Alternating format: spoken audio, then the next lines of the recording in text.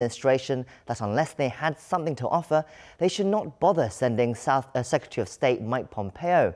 That's, of course, what President Trump did, but he's blaming China for North Korea's difficult attitude. We'll delve into this issue later in the show, but first let's get the latest headlines with Devin Whiting at the News Center. Devin? Hi, Jang-ho. South Korean President Moon Jae-in is continuing to lay out his plans to get rid of red tape holding back the economy. Visiting a campus for startups near central Seoul, the president said alleviating regulatory obstacles in the big data industry would help both consumers and businesses. 우리 혁신 성장의 미래가 데이터에 있습니다. 데이터를 기반으로 하는 신산업, 신기술을 위해 데이터 규제 혁신이 빠르게 이루어져야 합니다. 속도와 타이밍이 중요하다는 것을 다시 한번 강조합니다. The president also promises to put nearly $900 million into the data industry next year, stressing the need to quickly develop it as a new industrial sector and engine for growth. He also added, however, that the government will work to protect personal data by improving security measures. And President Moon also attended a ceremony Friday commemorating the South Korean Constitutional Court's 30th anniversary, where he brought up the need to revise the Constitution. Here's what he said this morning. 헌법은 완전 무결하거나 영원하지 않습니다. 헌법에 대한 해석 역시 고정불변이거나 무오류일 수는 없습니다. 시대 정신과 국민들의 헌법 의식에 따라 헌법 해석도 끊임없이 진화하는 것이라고 믿습니다. Earlier this summer, the Blue House wanted to hold a referendum on amending the Constitution alongside the June local elections, but that proposal failed in Parliament. Despite his call to change the Constitution, President Moon also stressed that the people's support for democracy and human dignity will never change, and he urged the Constitutional Court to follow those principles. The UN Security Council's Sanctions Committee says the sanctions on North Korea serve a very clear political purpose to achieve the full and irreversible denuclearization of the Korean Peninsula. Dutch Ambassador Karel van Oosterom told reporters on Thursday that the sanctions are being implemented in a way that does not lead to negative humanitarian consequences. He added that the committee has worked with many countries on North Korea in recent sessions, which led to several accomplishments on humanitarian issues. Earlier in August, the Security Council's Sanctions Committee for the first time decided to allow the delivery of humanitarian aid to the country. South Korea's top envoy in Washington says that North Korea is still determined to continue talking with the United States, despite speculation that negotiations have stalled after Secretary of State Mike Pompeo's visit to Pyongyang was canceled. South Korea's ambassador to the U.S., Cho Yoon-jae, said North Korea will continue talks with the U.S. because it's aware that the sanctions will not be lifted unless relations improve and progress is made on denuclearization. And addressing concerns about the opening of an inter-Korean liaison office in Kaesong, Cho added that Seoul and Washington are working closely on the issue. A UN committee on discrimination has urged the Japanese government to adopt a victim-centered approach toward the problem of Japan's past wartime sexual slavery. The Committee on the Elimination of Racial Discrimination published the report on Thursday, saying that the Japanese government did not take a fully victim-centered approach. It added that the 2015 agreement between Japan and the South Korean government did not determine unequivocal responsibility for the human rights violations committed against the so-called comfort women. The committee discussed related issues for the first time in 4 years on August 16th and 17th. And although the Commission's recommendations are not binding, it is customary for the country receiving the recommendations to report before the next session on what actions it's taking or plans to take in response. In other news, South Korea's central bank has kept its key interest rate unchanged for August. Rates have been rising in the U.S., but the BOK said it wants to guard against risks to economic growth here at home. Ko Jun-hee has more. The Bank of Korea has frozen its benchmark interest rate at 1.5% for the 9th consecutive month. The central bank has been maintaining its key rate since November last year. when it raised the rate by a quarter percentage point. While the BOK believes the economy is on a sound growth path based on increases in consumption and exports, it pointed to economic uncertainties, including July's employment figures and low business sentiment, as its reasons for holding the rate steady. Job growth hit its lowest point in more than 8 years last month, as only 5,000 people were newly employed on year. Consumer prices in July also remained below the central bank's 2% target level at 1.5%. With the Bank of Korea's decision, the key rate difference between South Korea and the U.S. is expected to widen, raising speculation the BOK may consider raising rates later this year. The Federal Reserve held its benchmark rate steady at a range of 1.75% to 2% earlier this month, boosting expectations it raised rates in September. At present, the Fed's rate is 0.5 percentage points higher than that of South Korea's. 고륜이 Arirang News. Statistics Korea has released its data on industrial output for July, which shows a slight improvement from last month, but facilities investment continues to fall. Kaesong has the details. Korea's industrial production went up 0.5% on month in July, making a rebound from June's fall of 0.7%. Output in mining and manufacturing improved, offsetting a drop in construction. Production in mining and manufacturing went up 0.4% on the month. Production in autos dropped, but transportation equipment and chemical goods output went up. Regarding transportation equipment, companies increased their workload in July to prepare for the long vacation in August. Chemical goods output went up on higher demand for cosmetic goods from Chinese tourists. The average rate of manufacturing operations rose around 1% to 74.3%. Production in services stayed unchanged from last month, with a fall in financial services being offset by an improvement in the science and IT services sector. Retail sales, an indicator of consumption, rose again in June, going up 0.5% on higher demand for both durable and non-durable goods like cosmetics. Facility investment, however, continued to nosedive, dropping 0.6% on month in July. It's the first time in 20 years that facility investment has fallen for 5 months in a row. Statistics Korea attributed the fall to a decline in machinery investment in the semiconductor sector, saying it has started to slow down after the soaring investment seen from late 2016 to early this year. In addition, construction investment has also dropped slightly. Indicators showing the current and future economic outlook remain sluggish, edging down 0.3%, 0.2% respectively. 김혜성, Arirang News. I'm Devin Whiting, and those are your news headlines.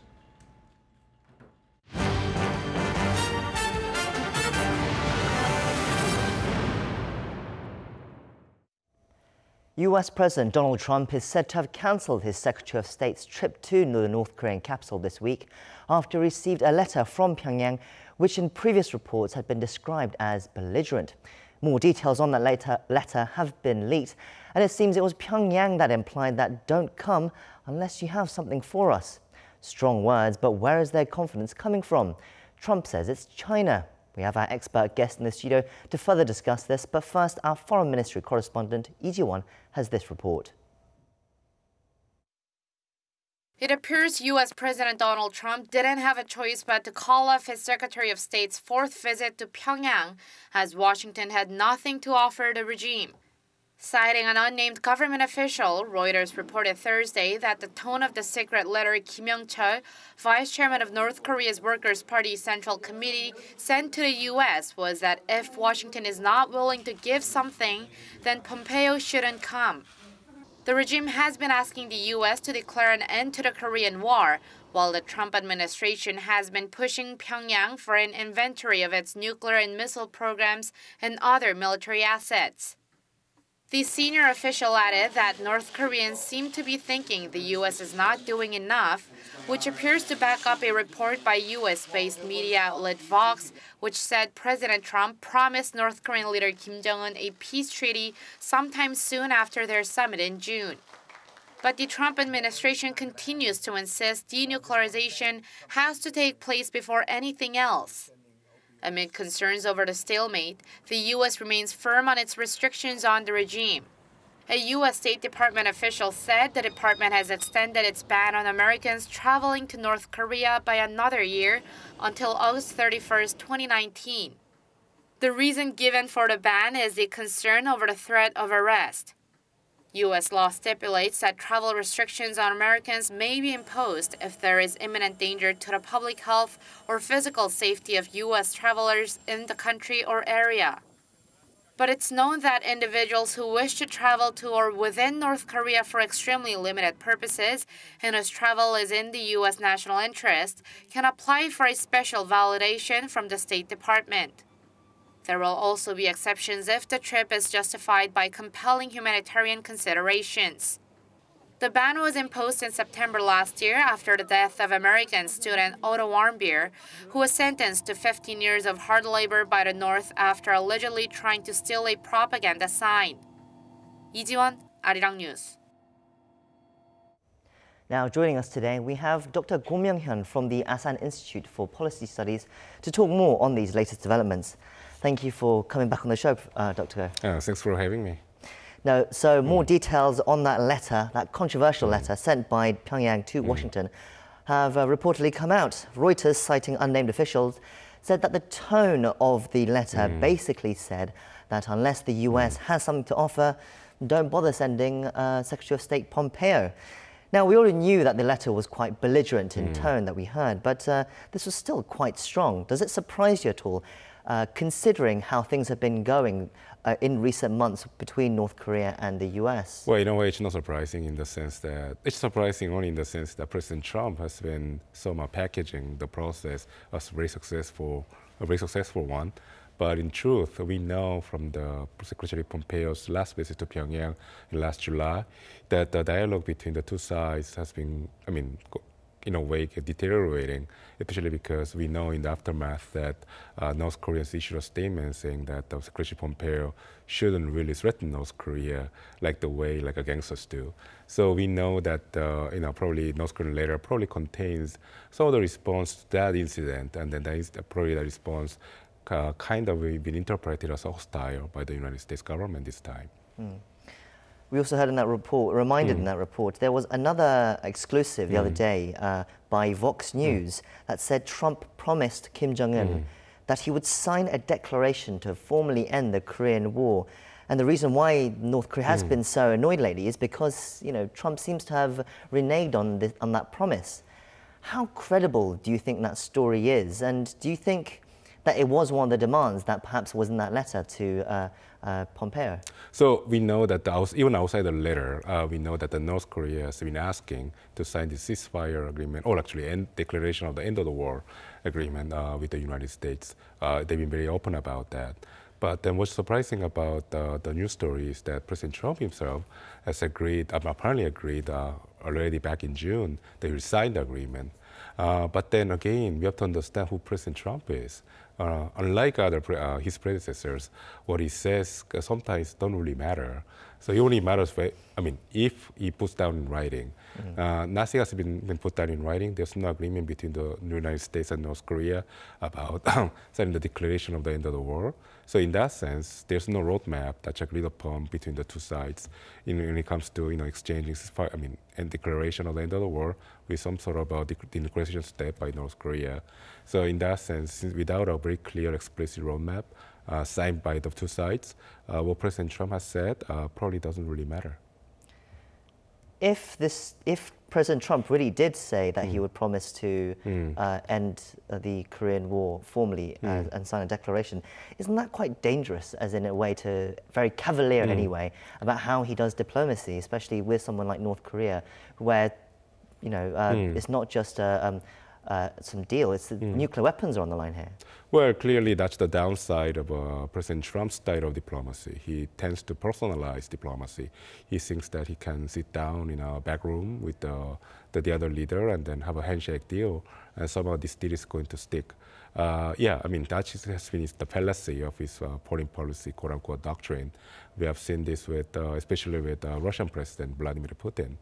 So I think he's been making mistake after mistake by engaging this kind of style of diplomacy.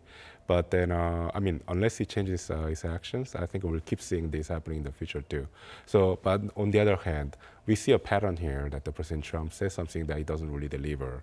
Therefore, I mean, I think the opposing side, in this case, North Korea, it probably understands too that what President Trump utters in a private conversation probably doesn't stick anyways. So in that sense, I think there's more pressure on North Korea to sign an official formal agreement with the U.S. government, not with President Trump. I mean, on the other hand, there's another argument that could be saying that because of Trump's style, we've got this far in the first place, because, you know, that we're engaging with North Korea, and this kind of engagement hasn't been seen in years and decades. Can this situation still be resolved, do you think? And how do we move? How can they move from here, or do we go back to the kind of high tension, high stakes that we saw just last year? So that's exactly the future that President Trump is offering to North Korea. That unless North Korea takes its way, you know, the opposite will be basically going back to the time of tension and even of military action. So this is the stark binary kind of future that Trump is threatening to bring to the Korean Peninsula again.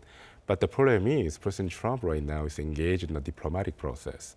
And we also know that if North Korean regime doesn't carry out provocations, then it will be very difficult for the U.S. government to mount the level of pressure that we have seen last year. So I think North Korea understands that North Korea has the initiative, despite the fact that North Korea is a weaker player in this case. So whatever President Trump says, it's actually constrained by the fact that we are engaged in a dialogue process right now. So I think that's going to constrain his actions as well. Interesting. Let's move on to a little bit to what Trump has said about China. So in a very recent statement to the White House, he declared many things, but he also said that he feels very strongly that North Korea is under tremendous pressure from China, and that we also know that China is providing North Korea with, quote, considerable aid, including money, fuel, fertilizer, and various other commodities. This is not helpful, he says, helpfully. Yeah. This is quite a specific list of charges. Do you think it might be fair, though? No, I think definitely fair. I think definitely China, even though it's sticking to the major parts of the United Nations Security Council resolution, sanctions measures against North Korea, probably is turning a blind eye to some of the illegal activities going on along the border, basically smuggling activities. So given the economic size of North Korea, which is very minute compared to China's, even some sort of like relaxation on the enforcement against smuggling could help North Korea quite a deal. So, but then again, we have to, instead of looking at the list of stuff that China might be supplying to North Korea, we have to look at the scale of these kind of activities. And I doubt that the scale is big enough for us to constitute a major lifesaver for the North Korean economy, or create this source of, sort of confidence on the part of North Korea to stand up to the U.S. pressure. I don't think the scale is that big. Oh, so you don't think that what China is promising it right now is a lifeline of, life without you if necessary? I don't think that's the case. We have seen that China doesn't want to confront the United States, especially in the Korean Peninsula, which is basically the front step to their most important region, basically to Beijing and Shanghai. So I think that China is trying to manage the tension, while at the same time trying to reconstruct the relationship with North Korea, which has declined a great deal in the last 5 years. So I think China is trying to get both ways, but that means that China is probably constraining itself when it comes to assisting North Korea with economic assistance.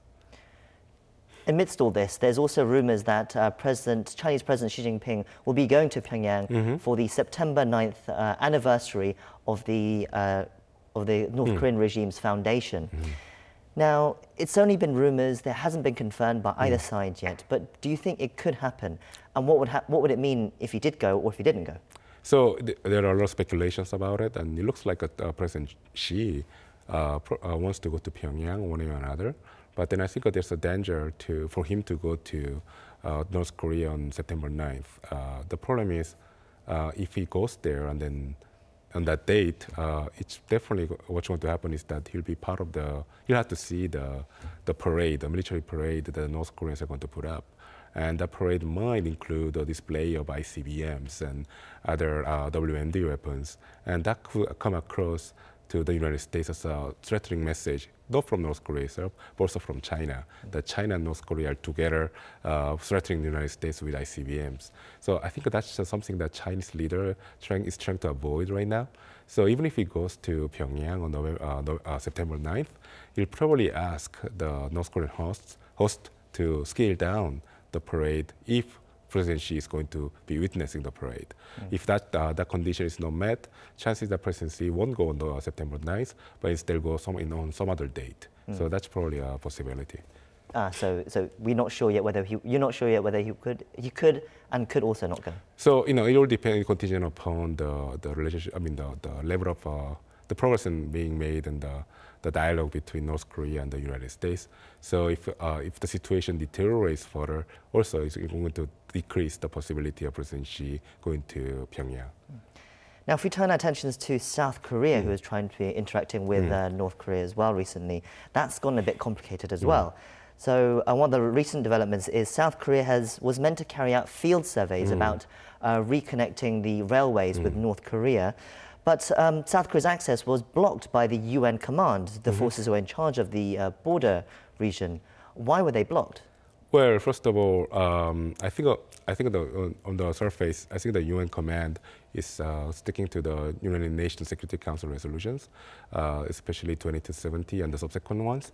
There, the United Nations makes it very clear that any type of assistance in the area of construction and transportation is actually banned. So probably UNC can claim that the survey, field survey research or the trip could be constituting as a violation of that ban. So I think that's actually credible. But on the other hand, I think the UNC also doing this in terms of creating this very uniform perception that everybody, including South Korea, is joining the action to mount pressure on North Korea until North Korea engages in denuclearization steps. So I think the motivation is twofold in this case. Of course, it's the United Nations command, but there are some rumors that state it's the US who are unhappy with South Korea trying to do too much engagement too fast with North Korea. Would you say that could be the case, that they're the ones who have trying to maneuver it this way? So clearly, we call the United Nations Command United Nations, but it's actually headed by a U.S. general. So in that sense, clearly, the UNC's action reflects what the U.S. administration is thinking in terms of its North Korea policy. So clearly, there's that element in my view. Seoul has said, is trying to, do more interaction with North Korea. And one of the key ones was the setting up of the joint liaison office on the north of the border in the Kaesong area. That's something that they agreed upon in their last summit. But if this kind of simple field survey to reconnect railways doesn't get through, then what hope is there for opening this joint liaison office? Clearly, I think it's part of the same package, and I think United States government probably views both initiatives on the same level. That it's one way, on a way to bypass the pressure campaign by the United States. So I think it's going to be very difficult for the South Korean government to reopen the liaison's office in Kaesong Industrial Complex. But having said that, whereas with the field survey with the trains has an economic aspect to it, with the liaison office, it's actually a diplomatic aspect to it.